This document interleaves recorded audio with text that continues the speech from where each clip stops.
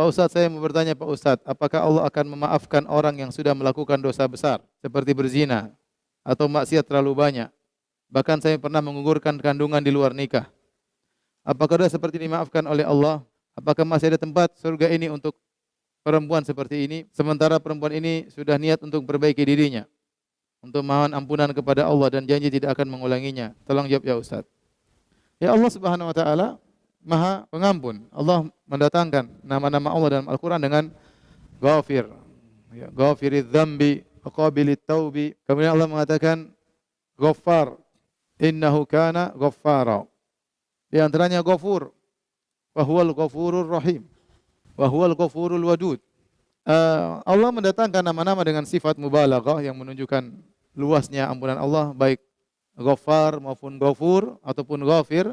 Ini maksudnya dengan tiga nama ini, artinya Allah Subhanahu wa taala Maha mengampuni dosa sebanyak apapun, sebesar apapun, dengan berbagai macam model apapun. Dosa itu bisa tiga kemungkinan. Satu tapi besar sekali. Yang kedua, berulang-ulang. Yang ketiga, berbagai macam model dosa. Seorang jika melakukan dosa sebesar apapun atau sebanyak apapun atau berbagai macam model, tapi kalau dia kembali kepada Allah, mudah bagi Allah untuk mengampuni.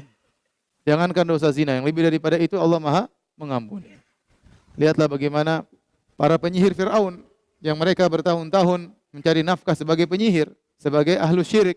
Tetapi tatkala mereka beriman tidak sampai sehari, tidak sampai satu siang, kemudian mereka sujud kepada Allah Subhanahu wa taala, wa ulqiyas saharatu sujjada. Mereka pun sujud, maka mereka diampuni oleh Allah Subhanahu wa taala.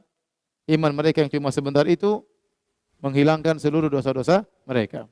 Oleh karenanya, Fir'aun yang begitu kejam, mengaku dirinya sebagai Tuhan, Allah mengirim Nabi Musa, bukan cuma Nabi Musa, disertai dengan Harun, dua nabi, untuk mendakwahinya. Kata Allah, la'allahu yatadzakkaru aw yakhsha. Semoga dia sadar, semoga dia takut. Artinya apa? Seandainya Fir'aun yang telah menyiksa Bani Israel, yang telah membunuh manusia begitu banyak, yang mengaku sebagai Tuhan, kalau dia bertobat, diterima atau tidak? Diterima. Bagaimana dengan seorang yang berzina? Ya.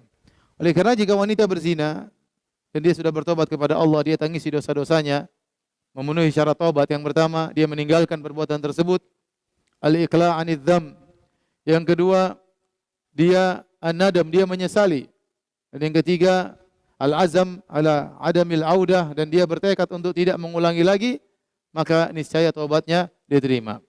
Hendaknya dia tutup aibnya, jangan ceritakan kepada siapapun. Tidak boleh dia ceritakan kepada siapapun. Kalau Allah telah menutup aibnya, tidak boleh dia buka aibnya.